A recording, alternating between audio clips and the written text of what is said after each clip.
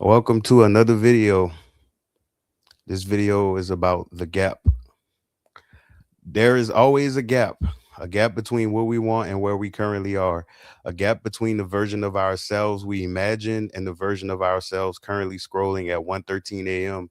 with a half-charged phone, a full laundry basket, and a dream that keeps getting postponed like a government construction project. By the way, that thunder is real. That's not sound effects.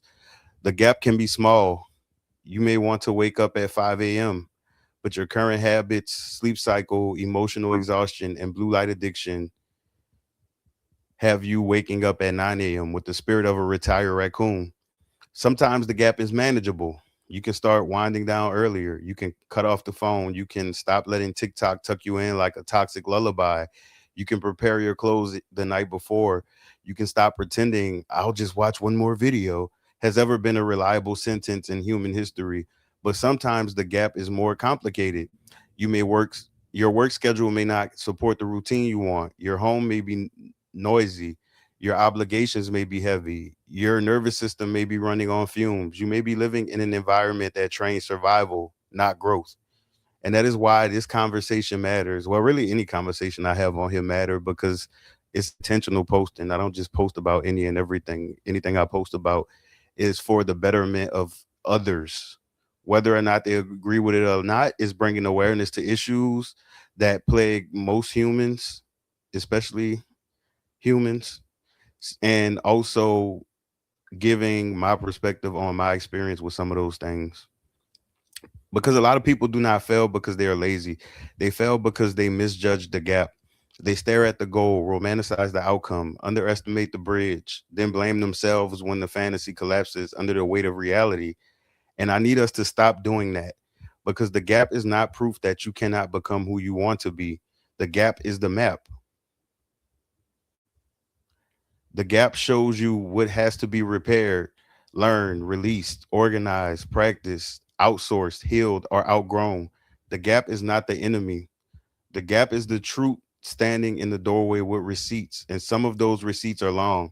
I learned this personally when I was thrown into regular travel during my time in the tugboat industry. Before that, my travel resume was giving local citizen a few flights here and there, nothing serious. Then suddenly I was catching two or more flights a month, sometimes more, and many of them were early morning flights, 5 a.m. flights, the kind of flights where the airport looks like a sleep study, a hostage situation, and a Waffle House parking lot all at the same time.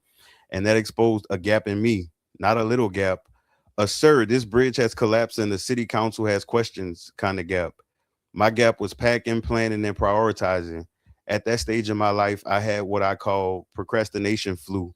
Not a mild case either. I was in the end stages. I will wait 20 until 24 hours before a flight to start getting ready. Then I will realize I was missing key personal items for work.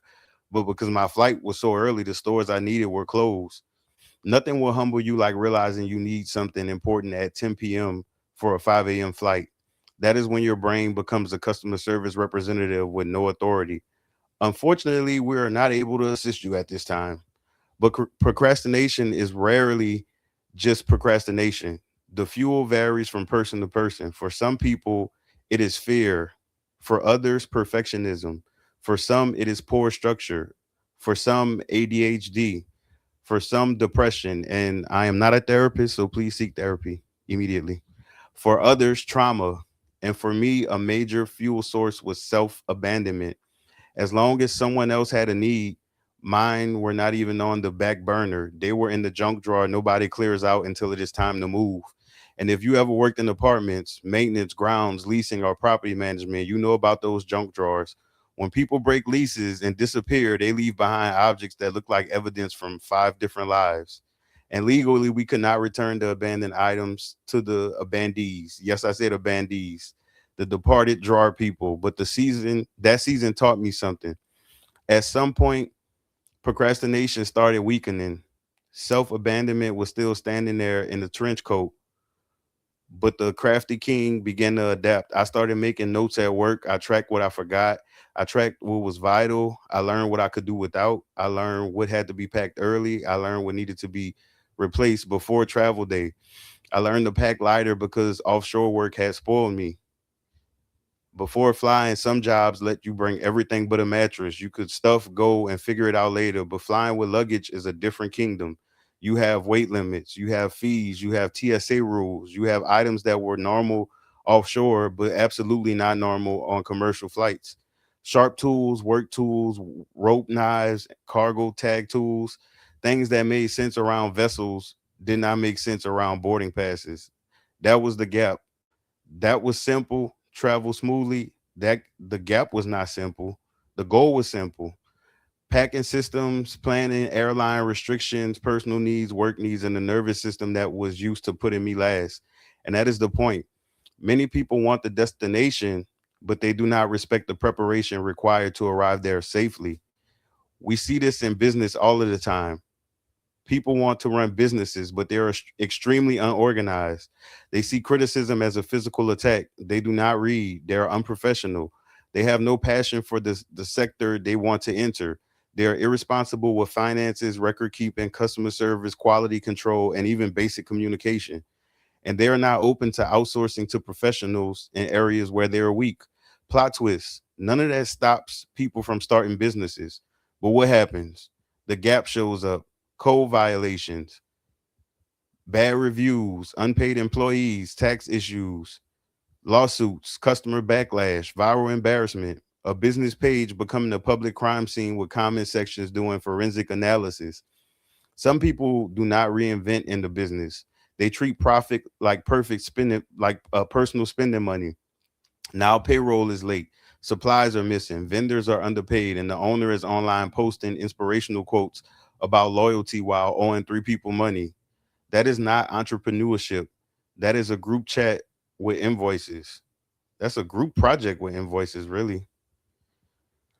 And we see the same thing in professional fields. People become doctors, lawyers. Man, let me tell you about them lawyers. Contractors, agents, consultants, leaders, managers, and public figures only to lose licenses, reputations, credibility, or access because they forced the outcome without closing the gap. They wanted the title. They did not build the character, discipline, ethics, competence, emotional regulation, documentation, humility, and systems required to maintain it. And that is one of the most dangerous truths in life. Sometimes getting what you want before you're prepared is not a blessing, it is exposure. And I think I went, there we go, right there. Because once you arrive, the gap arrives with you. And if you ignore it, it will not whisper, it will testify. Some people get away with their gaps for a while because bad actors often target people who are scared to hold authority accountable. People who believe questioning someone with a title is treason. People who are afraid of public perception, especially when it comes to reporting someone. People who were trained to be quiet in the presence of confidence, even when confidence is wearing a mask over incompetence. Until someone comes along, litigious Lyle, and then suddenly a house of cards start crumbling down and the gap is gaping like the Grand Canyon. Now let us talk about one of the biggest gaps of all, environment. I will forever remind people of the importance and influence of environment because when you doubt your ability to be influenced, wait, I need to go back right there. When you doubt your ability to be influenced, you are probably being influenced in some area of your life. That is the danger of internet connected humans. Many people think their beliefs, views, understanding, and experiences are the end all be all. They do not realize how many of their beliefs were downloaded, not discussed. They inherited opinions like old furniture. No one checked for termites. No one checked for mold. No one checked if the legs were stable. They just put it in the living room of their mind and called it wisdom. And the danger comes when you are unknowingly tribal minded. Your beliefs were assigned by your environment, repeated by your group, protected by your ego, and never examined by your actual self. As someone who was raised by hyenas, I have seen how crippling false beliefs can be. I have witnessed people work hard to perfect credit scores, attend home buyer courses, save money, pay bills, do everything they were supposed to, and still believe they were quote unquote not ready to buy a home. Meanwhile, they were paying twice what a mortgage could have been in rent. They had mechanically inclined family members who could help with repairs, so maintenance wasn't an issue. They had access to people with skills. They lived around apartment maintenance professionals who could tell them what basic home systems needed attention. And people sleep on that. Go to a nearby apartment complex and talk to the maintenance supervisor respectfully.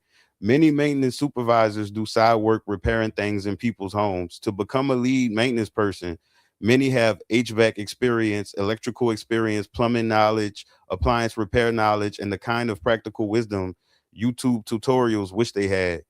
But this person but this person did not believe they were ready because their environment did not have homeowners. Their environment had people who told their kids at the end of every school year, tell your classmates goodbye. We gonna have us a house by next school year.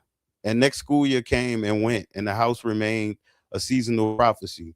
Meanwhile, the money kept disappearing because in some environments, the account balance is treated like the finish line, and the race does not stop until it hits zero. There is a morning session until the next deposit arrives.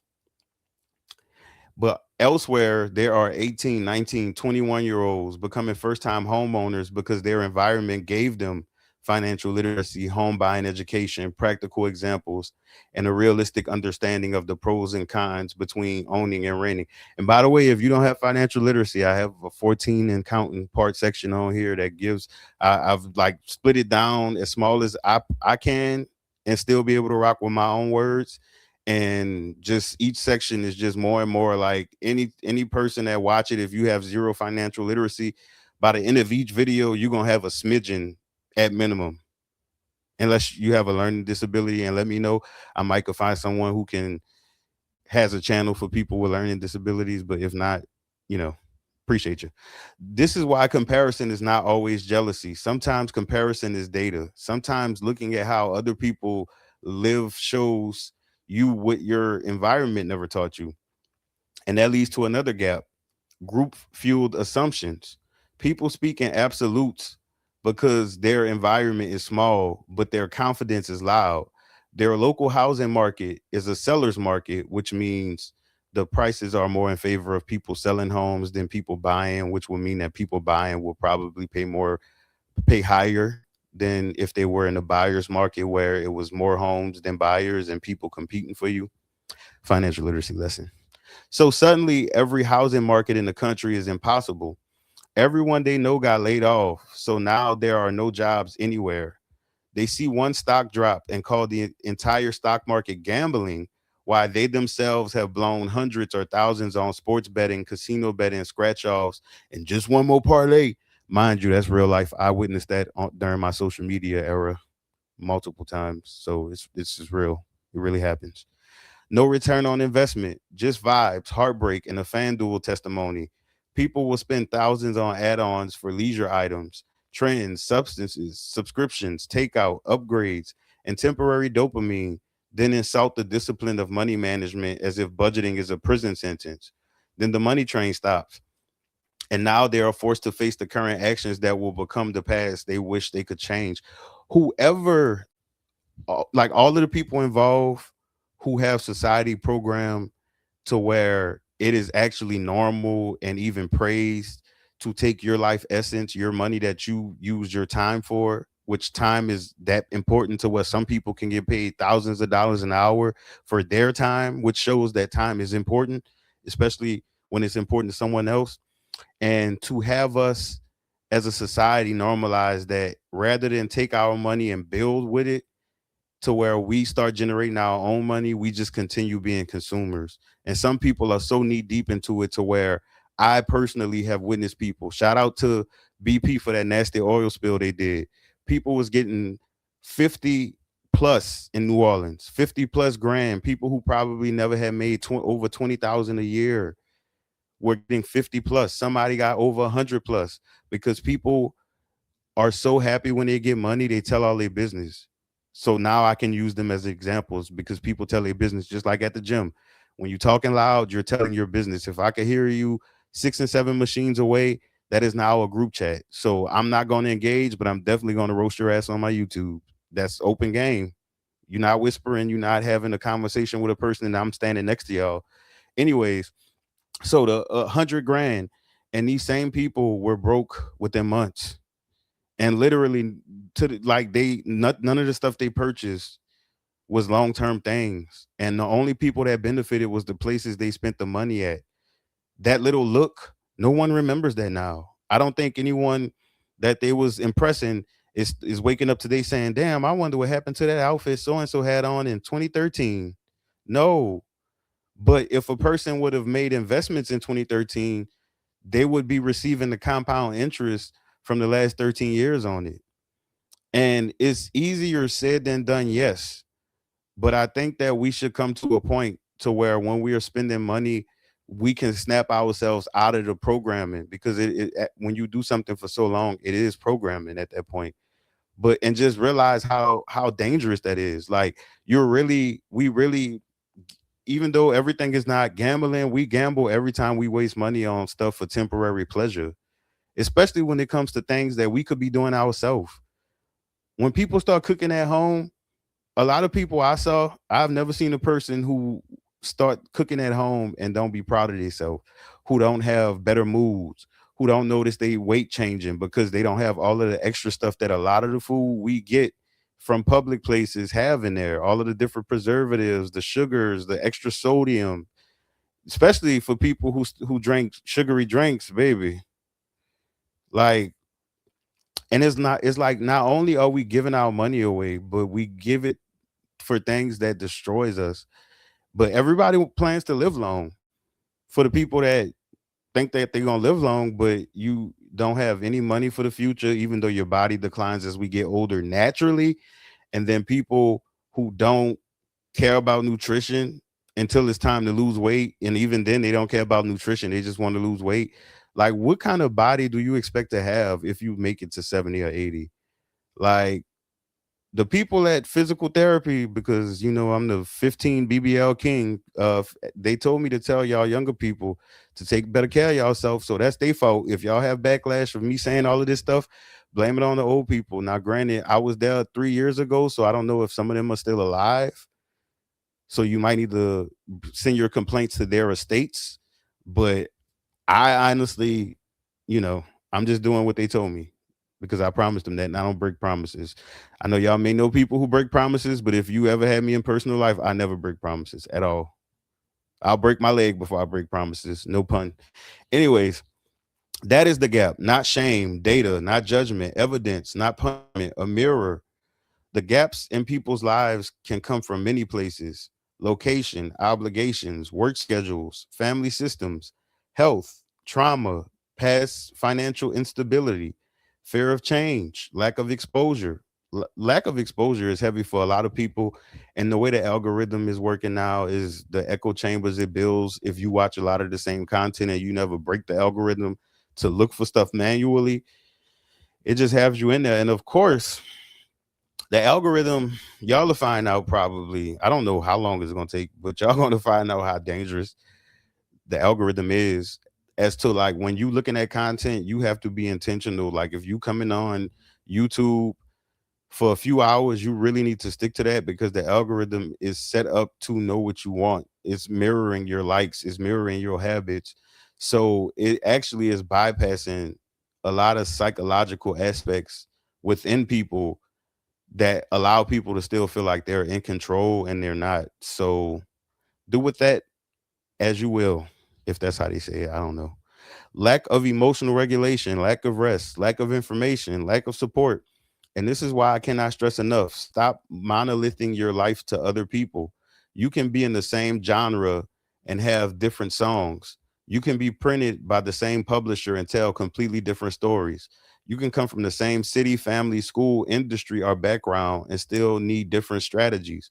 When you unlock the story your life has been telling, you gain the power to edit the next chapter.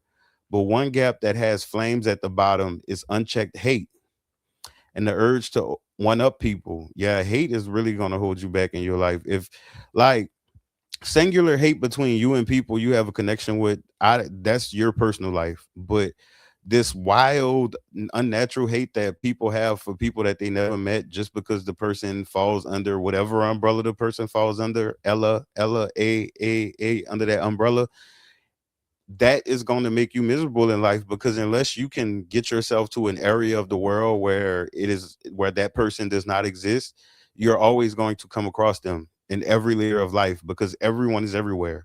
Like every single religion is in every part of the governments of the world. Every single ethnicity is a part of every part of the world. They own businesses and all of this other stuff. People who sleep with certain people, they are all over. The funniest thing that I know personally from my 20s and being around people who are under the influence of, stuff to show their true nature, baby, it's way more people that's dipping in the same pond than y'all realize. It's people that y'all know that you probably would have never expected, men and women, that be going down south. And I'm not talking about New Orleans. So that's probably one of the most tired ones I see, because I even see some people who participate in this stuff being publicly bashing it. So it's very strange to me from where I sit.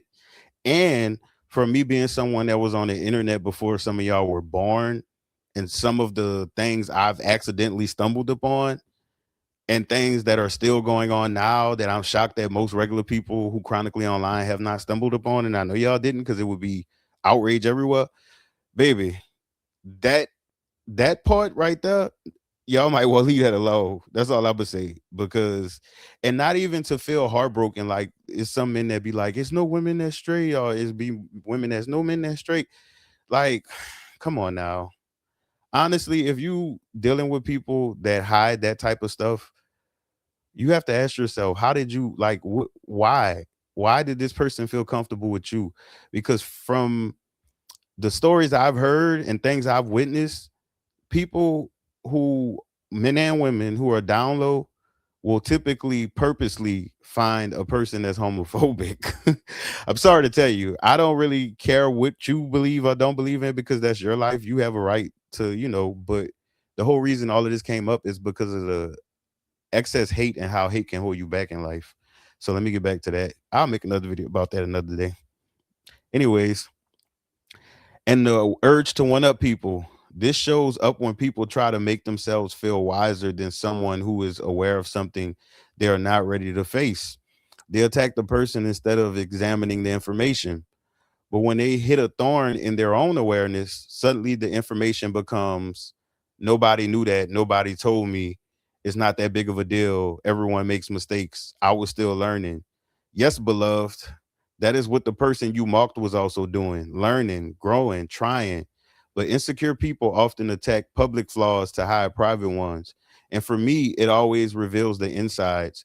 You can paint a home, change the flooring, and add new appliances, but every time you open the door, the smell of mold will make all passerbys mouths fold, like Louisiana home helpers.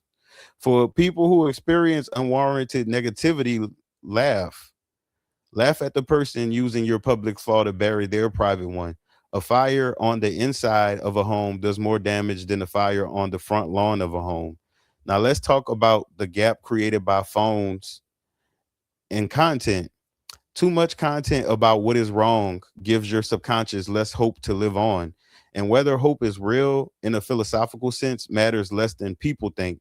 Your body and mind need hope the way a plant needs light. You cannot starve your inner world of possibility and then wonder why your motivation is coughing in the corner. If you're mentally struggling, your brain and spirit need care, not shame, not avoidance, not 5 more hours of doom scrolling. Care. If you had a sore muscle, you would rest it, I would hope. If you had an injured limb, you would protect it. But many people treat their mental health like a junk drawer fire. They smell smoke and keep walking. The inside must be treated with the same respect, if not more respect, than the outside, because your quality of life is lived from the inside out. And so many people miss that. Baby, it is not anything you could buy on the outside that can save a sinking inside. If you never get silence to yourself to where your brain can unpack thoughts, because no matter how much or how less people think their brain is worth, some people, I see some people call themselves idiots, and that's scary. Your brain still needs silence. We all, like a lot of things, us, it's just like we all need water. That's not something that you can debate. Like we all literally need water and oxygen. That's the same thing the inside needs. We need rest. We need enough sleep. People who go weeks, months, and years without sleep, I don't know if you know this, your prefrontal cortex shrinks. So that means your brain, whatever your capacity was before you became sleep deprived Darren or sleep deprived Dina, baby, you can't think as much. And then also, many people underestimate when you multitask, you lose a lot of brain power, a lot. So if you're driving and you're texting and driving, you do not have the same response time. It's almost as if you're drunk. Probably worse, but hey, how do you expect to climb where no one in your environment has reached when you are overdrafting on energy? How do you expect to build a business, pursue education, travel, train, heal, love, grow, lead, or create when your emotional regulation is off the leash, like those next door app people whose dog goes missing every other business day? How do you expect to increase your current load when your vitamin levels are lower than gas prices in the 90s? How do you expect to speak on others for good or bad when your teeth are rolling in the deep and the cavities are TLC so they creep?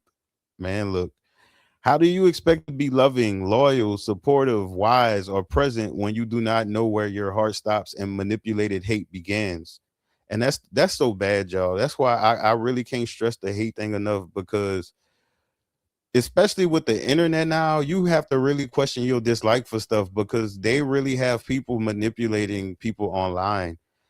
Like, for people who heard of 48 Laws of Power, that book is based off of real life. That's not that man, like how some people who made assumptions about the book and say that book is evil. Well, that means the world is evil, baby, because that's based off behaviors of real people. Like, that's literally the man telling you what he experienced in life. And that's because these people are actually here. Every now and then the general public recognizes it when they see something in the news and say, that man is evil. He is a psychopath. He is a narcissist. Well, they all start somewhere, don't they? Like, before we see them being condemned for whatever they did, they had victims. And when we see all of these different cults and different things, we can watch it, but we don't see the similarities in the way that certain social platforms are ran, either the platform itself or people on the platform doing certain things. You have to be careful, like, because you as a human, you have value regardless of whether you see it or not. You have value depending on what you're capable of. That's value. If you physically able to do stuff, you have physical value to help people move. You have physical value that you could probably beat somebody up. If you have weapons, you could be a little mercenary for someone. So you have to be very careful with your emotions, because whatever power you have could be used for somebody else's bidding. Like, and not to mention, even if you may feel like you're above that influence, look at how many regular everyday people do crazy stuff for no reason. You'll see people storming in stores because they saw it online, or you'll see people driving lawnmowers in grocery stores, like just crazy stuff. So you have to understand, like, those people probably at one point thought they were untouchable too. And next thing you know, you on the top of a high rise with a billboard with whoever sent you up there with a message, and then the police try to arrest you and they make a mistake and push you off the building. But if quantum immortality real, that means you're not gonna die anyway. But different video. And once you start identifying your own gaps, you begin seeing the gaps in other people too. And I'm not just talking teeth. I like people with gap teeth. They be the nicest people. I've Because I can't imagine a person with a gap being mean to me. I don't know. Not from a place of superiority, from discernment. You start realizing many people are not evil, they are unexamined. Many are not confident, they are defended. Many are not wise, they are rehearsed. Many are not healed, they are performing. Man, that's really comedy to me when people perform being healed, especially if they see it in you and they identify it in you, and then all of a sudden they try to connect themselves, like if this Tetris or Lego blocks or something, and it really wasn't needed because I still accepted them for whoever they currently were. That's why I was dealing with them, because I believe in present acceptance. If I can't presently accept you, then I just need to get away from you, because it's not my job to change you. It's not your job to try to lower my standards to fit you in. And it's also not my job to deal with your inferiority complex that people who often have if they feel like you're above them in some way. If it ain't you being the person being cocky, stepping on them, It's them constantly taking shots at you every chance they get. Or if they feel like you made a mistake, it's damn near like a jamboree for them because they try to make it seem like you act like you perfect when you never did that. Especially not me, not the man with the checkered past. Like I would, baby, look, I'm actually that's why I be trying to tell people when people give me certain compliments, I'm like, chill, thank you. I appreciate the sentiment, but chill. Because if you really start believing that, that is on you when you find out that you're sadly mistaken. Because no. Anyways, a lot of people enter fitness focused on public perception instead of habit acclamation. They want the body, but they do not want the relationship with the body. They want the applause, but they do not want the education. They want the transformation, but they do not want to learn rest, stretching, nutrition, hydration, form, injury prevention, realistic programming, and patience. Today, I heard the craziest conversation because, again, people talk so loud for whatever reason at the Purple Gym of all places. And it was two people. One was clearly roided up, you know, word to young Arnold. And then the other one, I don't know, but they were discussing their workouts and how people be looking at them crazy when they be doing different workouts. And yeah, they don't know nothing about this. And I'm just thinking, bro, the gym is dead empty and there's nothing but senior citizens staying active. Who be looking at you crazy? Like people are delusional. And if you come into the gym worrying about what a workout do to other people, and then the other dude was like he about to go to Cozumel and he trying to get to 215 and he gonna starve himself for the next few days and he gonna be so ripped in Cozumel and people just gonna be staring at him. And I'm like, this two men talking? Damn. Anyways, when you do things for public perception, you rob yourself of the experience. You rob yourself of the connection you build within yourself. You rob yourself of discoveries. You rob yourself of limitations broken quietly. You rob yourself of the intimacy of becoming because your focus is not on health. It is on being seen. And when the focus is other people, you do not get to have a healthy relationship with the process. You skip rest days, you ego lift, you ignore pain signals, you follow random steroid philosophers online screaming, no pain, no gain, while their liver is writing a resignation letter. And then what happens? Some people reach the body they thought the world wanted, only to discover the men or women they wanted still pay them dust. Some injure themselves and fall off completely. Some aggressively regain weight and end up self soothing through depression. Some abuse stimulants, supplements, or caffeine without understanding their own limits. 400 milligrams a day is the max, and 200 milligrams is the recommended. But that's between y'all and y'all digestive tract. If you want to go above that, have fun. And see my heat wave video too. If you're in the heat wave area, they have resources in there. Some people get trapped on the treadmill of treason, never stopping, never satisfied, always building a body for people who were never going to validate the soul inside of it. And some become repulsive to the very people they were trying to impress.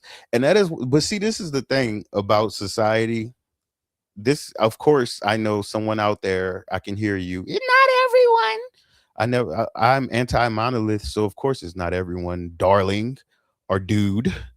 But one thing I've noticed is that people who go above and beyond with aesthetics, they are always like a little kid on the inside. So even like the big buff people at the gym, when you give them a compliment, they be looking like somebody just found a $20 bill, you know, outside back in the day before inflation. I guess that would be $100 bill adjusted for inflation. Or like when it comes to people who just went above and beyond, if you compliment what they went above and beyond on, that's all they really wanted. And that's crazy. That's dangerous because people who manipulative be using it. But that's just, the game put y'all on. No, indeed, because the point is not to shame people. The point is to wake people up. The goal is not the problem. The gap is the assignment. If you want to wake up earlier, study the gap. If you want to travel more, study the gap. If you want to start a business, study the gap. This make me think about the Fall into the Gap commercial. If you want to buy a home, study the gap. If you want to be fit, study the gap. If you want to be emotionally regulated, study the gap. If you want to become the kind of person who can hold more responsibility, more opportunity, more love, more money, and more peace, and more visibility, study the gap, ask better questions. What am I still missing? What systems do I need? What belief is outdated? What environment keeps reinforcing the old version of me? What am I avoiding? What am I pretending not to know? What am I calling my personality that is really a trauma response? What am I calling being realistic that is really inherited fear? It's so crazy how no matter what people are from in society, and no matter what ethnic background they are, if they don't have a close proximity to success in their family or in like a lot in the way of mentorship, it's like a lot of people have the slavery starter pack to where all of their habits simultaneously keep them held back at a specific point in life. And they may have little wins within that box that makes it feel like they're in control. But overall, the real habits and behaviors that they need to really lunge at things, they don't have that.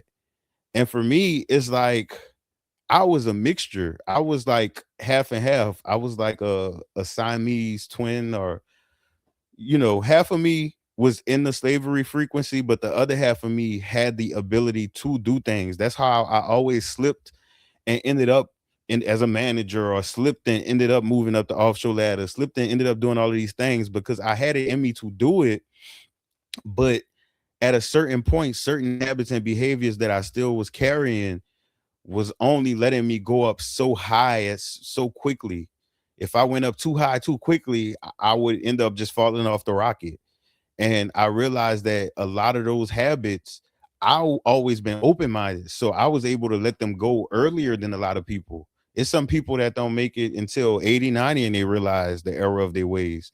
And it's hyenas that I know, as earlier mentioned in this, whatever this is called. And they so deep into the slavery starter pack that when you talk about any of the ways, not even like criticizing them, because the first assumption that people would assume online if they hear someone say talk about is assuming that I'm going to handle people the way the rude hoes online handle people. I don't. I'm actually very skilled at speaking to people about almost anything without making them uncomfortable.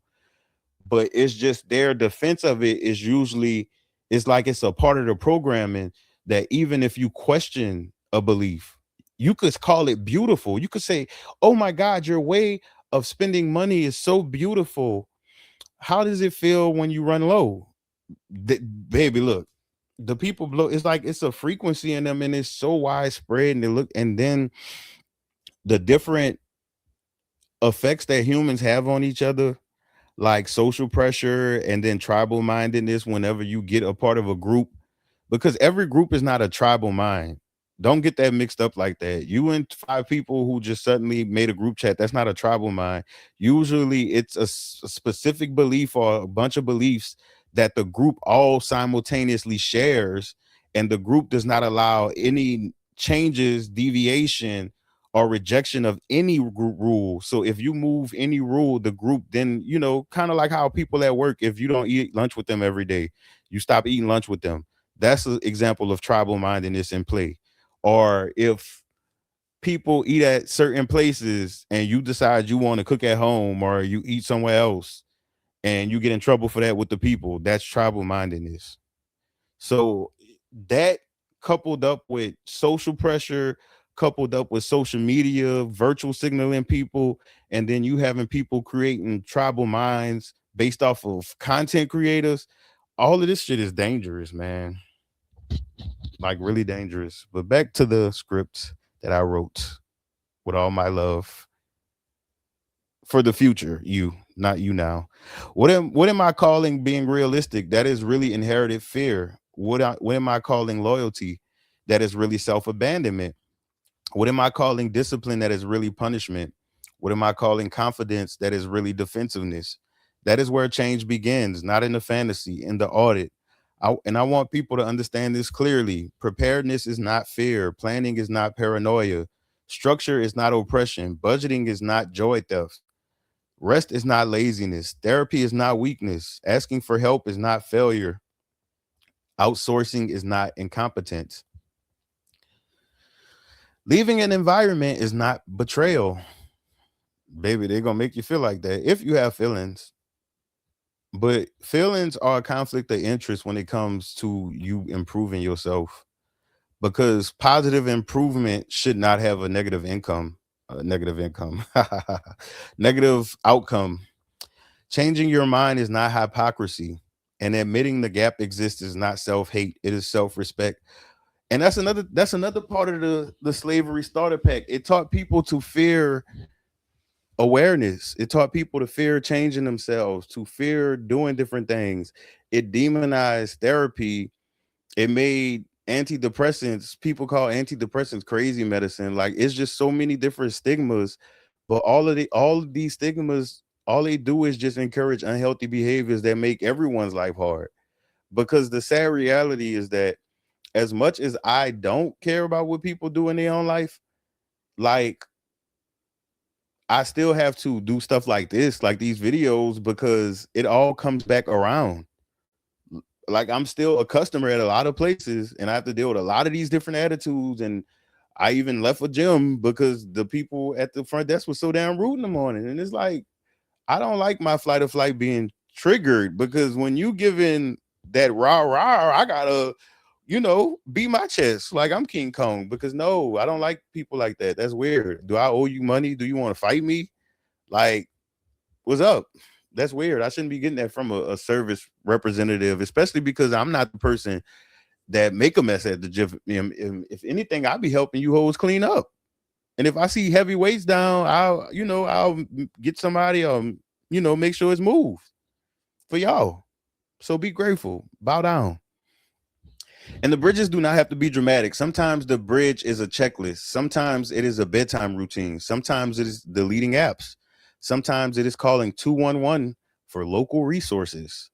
Sometimes it is calling 988 because your mind is in a dangerous place and you need support right now.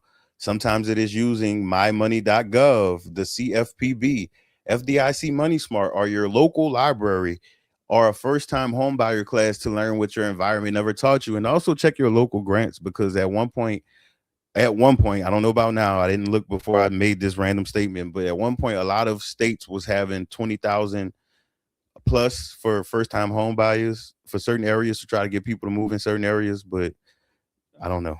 Sometimes it is seeing a therapist. Sometimes it is going to a doctor. Sometimes it is getting blood work, stretching before lifting, drinking water, apologizing, documenting, rereading the policy, hiring the professional. Sometimes it is admitting I am not ready yet, but I can become ready. That sentence can save lives, money, businesses, relationships, and future. I am not ready yet, but I can become ready. That is not defeat. That is the foundation of mastery, because wisdom is not pretending the gap does not exist.